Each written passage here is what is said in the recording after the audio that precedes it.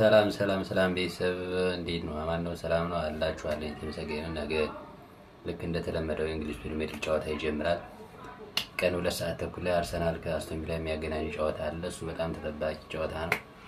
ከባድ ጨዋታ ነው። በጣም ከባድ ጨዋታ ነው የሚሆነው ለአርሰናል። ነገ በጣም ከባድ ነው የሚሆነው፣ እርግጠኛ ነኝ። አርሰናል ይህን ጨዋታ ነገ ካሸነፈ የሚገርም አድቫንቴጅ ነው የሚኖረው ብዬ አስባለሁ። ይቀጥላል። ትንሽ ጠንከር ያለ ጨዋታ ማን ሲቲ ከሰንደርላንድ።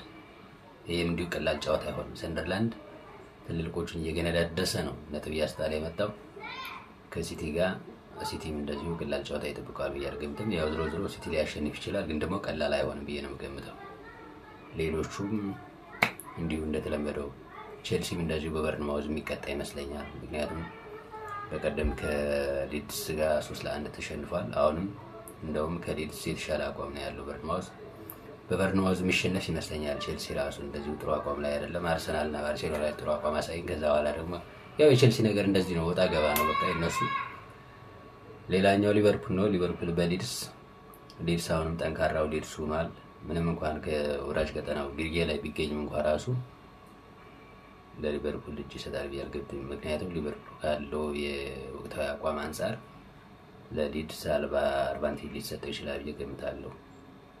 እሱም እንዲሁ ቀላል አይሆንም፣ ግን ያን ያህል ተጠባቂ አሁንም ተጠባቂ የማን ሲቲ ከሰንደርላንድ እና አርሰናል ከአስቶን ቪላ። ይሄ የሁለቱ ጨዋታ ከባድ ጨዋታ ነው። በዛ ላይ አርሰናል ቀን ላይ እንደመሆኑ ቀድሞ አስቶን ቪላን ያገኛል። አስቶን ቪላን አሳምኖ የሚያሸንፍ ከሆነ ጫናው ለሲቲ ነው የሚሆነው። ከሰንደርላንድ ቀላል ግጥሚያ የሆነም እሱም እንደዚሁ።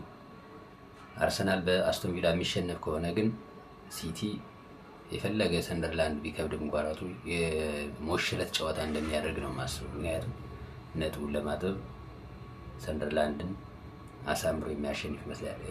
ያ ማለት ቀላል ነው ማለት አይደለም። ከባድ ጨዋታ ነው የሚሆነው። ሰላም ያሳድረን ቤተሰብ። ሼር ኮፒ ሊንክ አድርጉ።